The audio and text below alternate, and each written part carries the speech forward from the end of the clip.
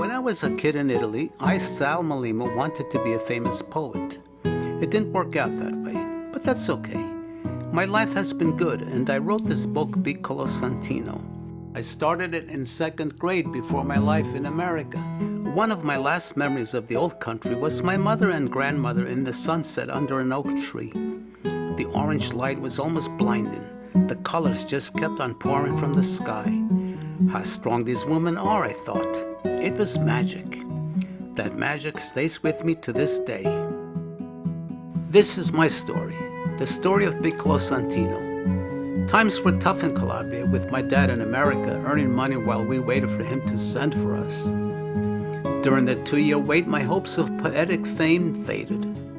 After school, I was apprenticed to a carpenter in town. I remember having to make a baby coffin. We worked late into the night because we had to. It was a chilling experience.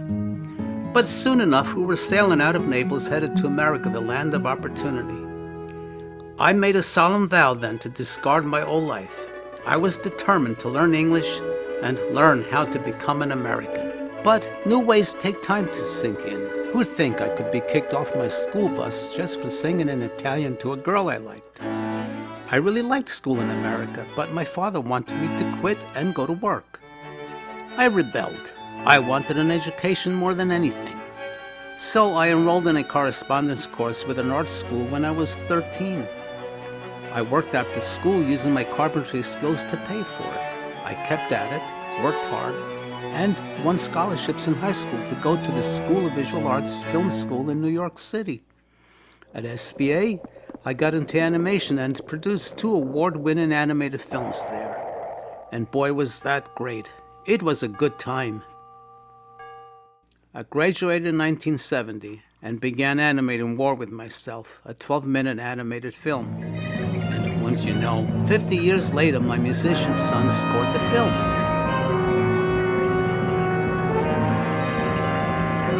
I got a big break in 1972 at JC Productions, a live-action and animation studio. I had total freedom there in the animation department. We took it to the top, and that felt great. In 1982, I started my own animation company, Mimondo Productions. I ran it till 2005. That's when the digital age really hit, and my beloved wife died. It was rough going, a lot of stress, so I closed the shop down. I found comfort in writing, right where I began as a little boy. I wrote A Walk in Time, poetry from real life, and illustrated a book of poetry. I continued working on Piccolo Santino and published it in 2019. It was definitely time for me to tell that story, about how my childhood in Italy made me the man I'd become. I took another look at my animated films after that. I realized how my teen years affected me too. I put together a trilogy of my work and entered war with myself in various film festivals.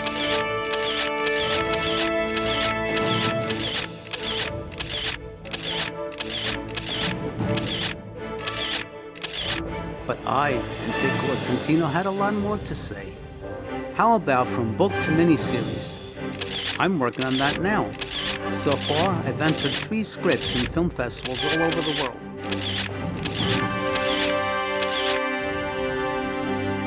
I think back to 1958 when we docked at Pier 84 in Manhattan on the Julia Jersey ship. That was on the 4th of July, 1958, actually. Not too long after World War II had ended. We were amongst the fortunate ones, thanks to the Family Refugee Act of 1953 and my dad. I hadn't seen my dad in 2 years, an eternity for an 8-year-old kid. When I saw him on the dock, I wondered if this new man who looked so different now was actually an imposter. During the drive home, I decided I'll give this new guy a chance. After all, he did bring us to America. A little boy's memoirs, when childhood lasted only to the 5th grade.